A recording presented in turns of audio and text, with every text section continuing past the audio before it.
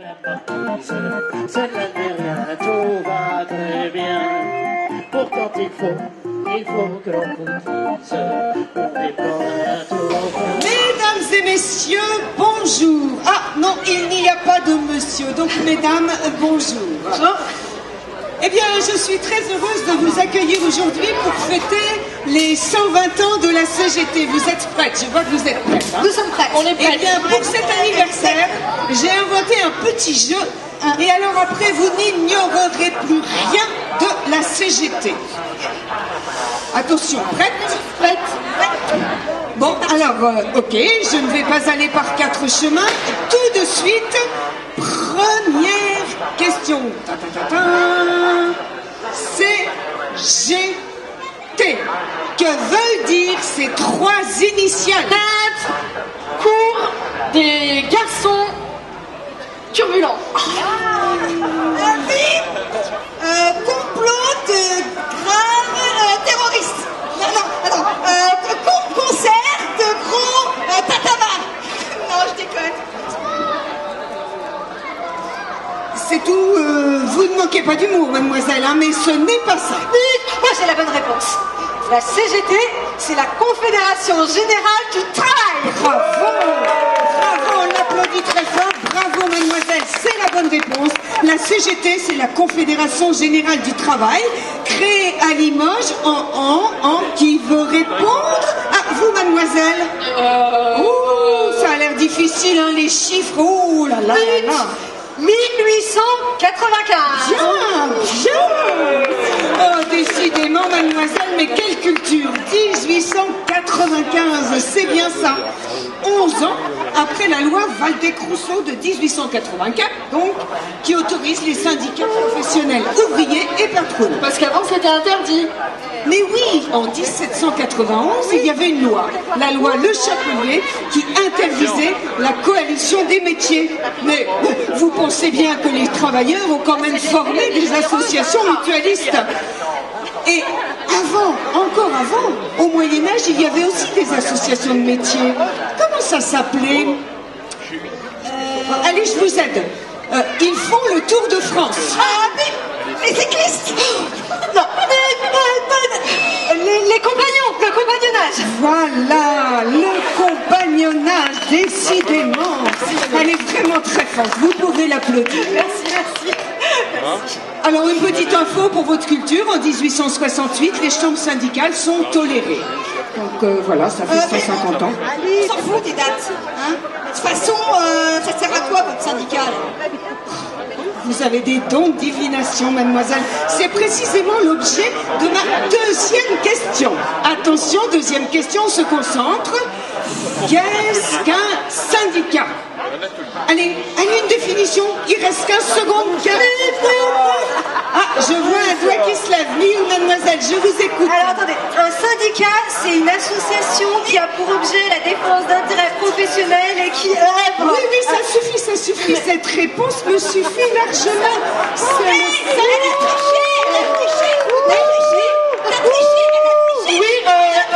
c'est vrai, je l'ai vu. Il y a un vent de révolte parmi nos concurrentes. Un vent de révolte. Ah, mais c'est le sujet qui vous échauffe, mesdemoiselles. Alors, un peu de calme, s'il vous plaît. Reprenons. Oui, reprenons. Alors, ça sert à quoi votre syndicat? À part emmerder le monde et à bloquer les transports et puis à bloquer des embouteillages? Bah, écoutez, mademoiselle, ça c'est le résultat, mais... Laissez, je m'en occupe. Occupe-toi-en. Alors, il s'agit juste de faire entendre sa voix pour obtenir des choses. Enfin, c'est tout simple. Ah ouais? Quelle chose? Eh bien, par exemple, pour obtenir d'un patron ou bien d'une grande entité une augmentation de salaire, des conditions plus décentes de travail, des meilleures conditions d'hygiène, des meilleures cadences de travail, des... Vous voyez, toutes ces avancées. Des heures de pause, des bons locaux. Mais pas besoin de syndicat pour ça. Moi, je suis une grande fille. Si je veux quelque chose, eh ben, je vais le demander. Mais quelle andouille, cette andouille, mais c'est pas possible. On est plus fort quand on est ensemble. Tu connais pas l'expression à deux c'est mieux? Ah non, c'est pas celle-là. L'union fait la force. L'union fait la force.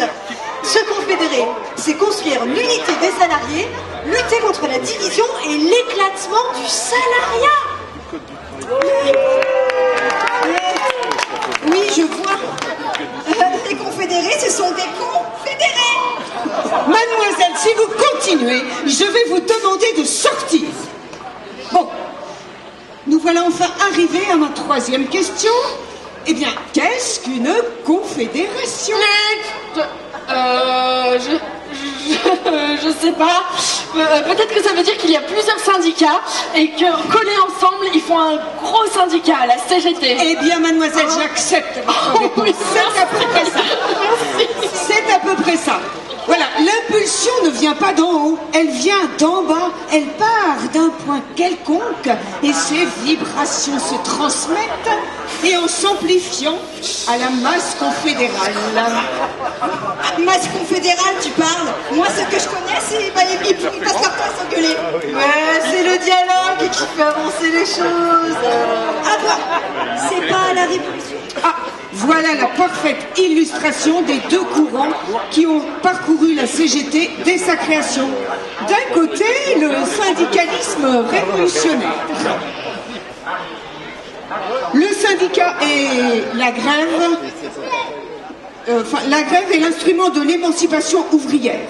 Et de l'autre, un courant réformiste, attaché à la négociation et à la présence dans les institutions. Ok. D'accord. Et à part faire des scissions, ils servent à quoi les CGTistes? Eh bien, c'est précisément l'objet de ma quatrième question. Quelles sont les conquêtes sociales de la CGT? Les accords Matignon. Les accords Matignon, qu'est-ce qu'elle est forte! 1936, les travailleurs obtiennent l'augmentation des salaires, ça il faut toujours la demander, le droit d'adhérer libre à un syndicat, et puis surtout les 40 heures et les 3 semaines et les 15 jours. 3 semaines, ce sera bien plus tard. Les 15 jours de congés payés. Excusez-moi, on ne travaillait pas déjà 8 heures par jour? Oui, en 1910, on travaillait 8 heures par jour, mais 6 heures par semaine. 6 fois 8, 48. 6 jours. Oui, 6 jours. Heureusement qu'il y en a qui Je n'ai suivent, hein. pas dit 6 jours. Pourtant, j'ai pas bu de Beaujolais. Hein. Vous auriez peut-être dû. Pourtant, j'ai bien dit 6 fois 8, 48. Voilà, d'autres idées sur les conquêtes sociales de la CGT? La sécurité sociale. Parfaitement. La sécurité sociale, 1945. Bon, encore d'autres. Non, pas d'idée, donc je continue. 6e conquête, la création du salaire minimum interprofessionnel garanti. Ah oui, le SMIG. Exactement, le SMIG, 1950. Et la loi sur les conventions collectives. Et en 56, comme je disais tout à l'heure, la 3e semaine de congés payés. Bonne année, 56. 68 aussi, c'est une bonne année. D'ailleurs, il y a eu des avancées en 68. Les cheveux longs. Le constat de Grenelle. Les travailleurs obtiennent augmentation de 35% du SMIC. Et la promesse d'une nouvelle réduction du temps de travail. Yes. La promesse. Des promesses, toujours des promesses. Ouais, toujours des promesses. Oh, mais des promesses qui se matérialisent à l'arrivée du gouvernement de gauche en 1981. On vote une loi de nationalisation, le temps de travail est réduit à 39 heures et on instaure la 5e semaine de congés payés. Bravo madame. Voilà. Et on ramène l'âge de la retraite à 60 ans. Ah, 60 ans. Les retraites, elles sont souvent malmenées, non, les retraites? Je me rappelle, mon père, il s'était battu contre... C'était le plan Juppé qui remettait en cause les régimes particuliers, c'est ça? T'as du mal, hein? J'ai du mal, c'est le Beaujolais, moi je crois que j'ai pris du Beaujolais. Mais je crois que le Premier ministre, il a cédé, non, en 95? Oui, le Premier ministre a cédé un mois de lutte avec les cheminots pour mettre ce projet en échec. Mais je vois que... Il y en a qui s'y connaissent. Il y en a qui s'y connaissent. Et en 2006, le CPE Le gouvernement a dû abandonner également le projet de CPE.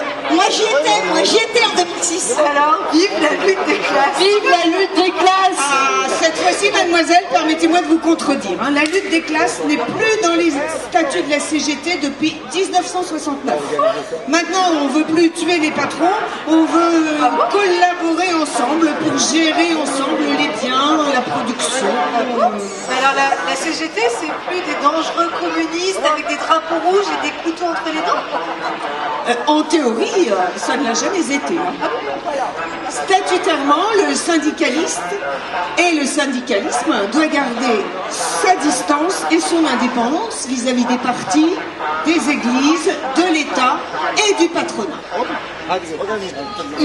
Mais alors, question numéro 5, comment se défendre?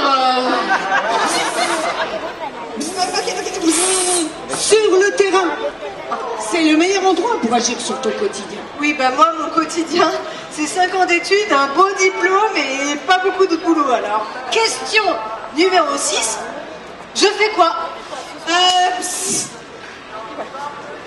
La CGT, c'est le comité national CGT des privés d'emploi.